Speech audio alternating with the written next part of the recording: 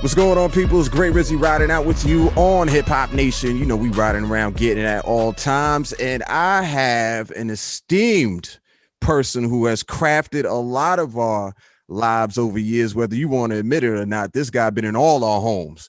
Thank God he didn't take no food extra than we didn't have in the first place, because I would have been mad. Mr. Benny Boom is in the building. What's up, man? Brother. How you doing, man? How do I even introduce you these days? Because there's so much, your resume is so long. Director, producer. How does somebody introduce you nowadays? I think director covers almost everything in terms of what I've done career wise. I'm stepping into the producing realm now. But yeah, I like adding that on to it. Adding the producer onto it. But I would say director. That's how I see myself, really. As you should, man, as you should.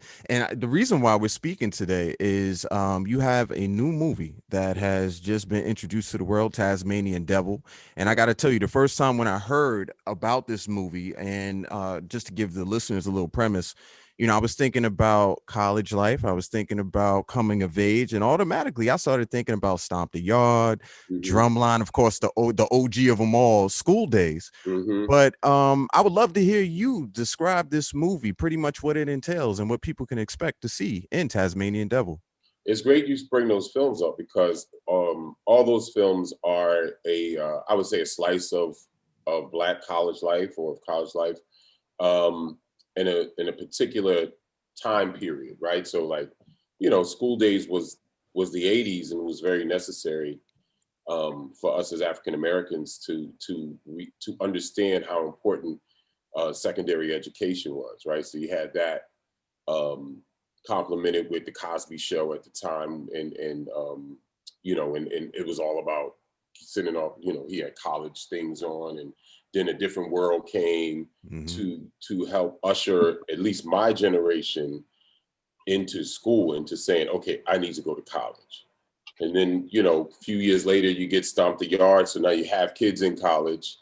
And that film shows that experience. Well, this film is a little different. It shows the college experience of Black people, but it also introduces the idea of what you would say, foreigners. Really, it's an African student coming from Africa for the first time, coming to America, and he falls in love with the idea of the brotherhood because he comes to America to live with his father, who's a missionary, and he has these ideas of what his father is, but when he gets there, he realizes it's not what he thought it was going to be. So he seeks, guidance and friendship, which turns into brotherhood from outside of his real family. So it's a look at fraternities and college life from the point of view of non-American Blacks. It's a very, very interesting story.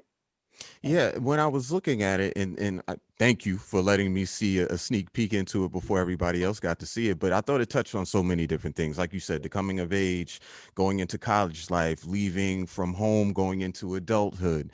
Religion was very big into it. Yeah. Discipline, strict parents. When I say PK, a lot of people know preacher's kids. There's a lot of pressure that comes with that, Yeah. and then just the fact that there was just so many other things, culture shock that was going on for him. So I thought it touched on so many different things.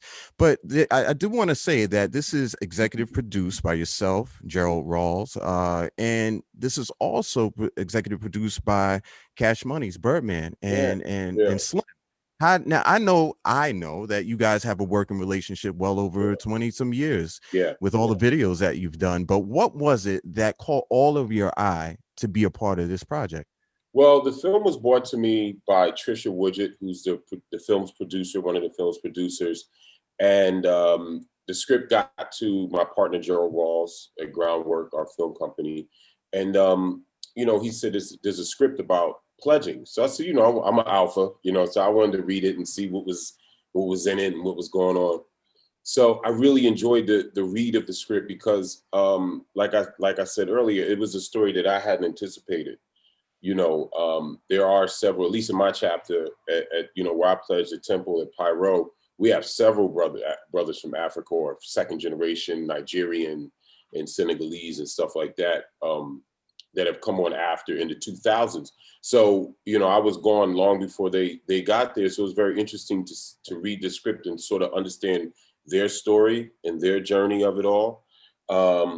So Solomon Onita Jr., who's the writer and director of the film, he's also an alpha. So when I found that out, I felt like, you know, there was going to be some honesty to the material. He's also Nigerian. So although it's not a direct biopic, it tells the story a bit of his life and his journey and the journey of people around him. So he sort of took his life experience in several ways and put it into this film, you know, and crafted it. So meeting him, you know, talking to him, he was a first-time feature film director. He had done some some smaller shorts. One of them was on HBO, I think, in 2016.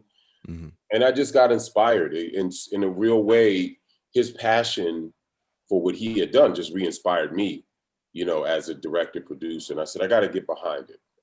We got to a point in the production, like most independent films, where you need financing. And that's when I turned to Birdman. Him and I have had several conversations about films and stepping into that next level. He wants to be a bigger filmmaker. I said, let's start off with this. You know, he was right. I mean, I literally sent him a snippet of a trailer that we had cut from dailies. I called him, texted it to him, and I promise you, the time that it took for him to watch it, he called me back and said, I'm in, let's do it. What you need. It was that fast. Yeah. That's great, especially when you know it clicks. Yeah. You get that response right back, man. Yeah. But look, I'm sitting up here with Birdman. It's Gray Rizzy up here on Hip Hop Nation. We're going to get to some more music, and I got some questions for Birdman. He touched on a couple of things. Don't worry. I got you. I'm going to ask those questions. We'll be right back. Keep it locked. Hip Hop Nation. Hip Hop Hits.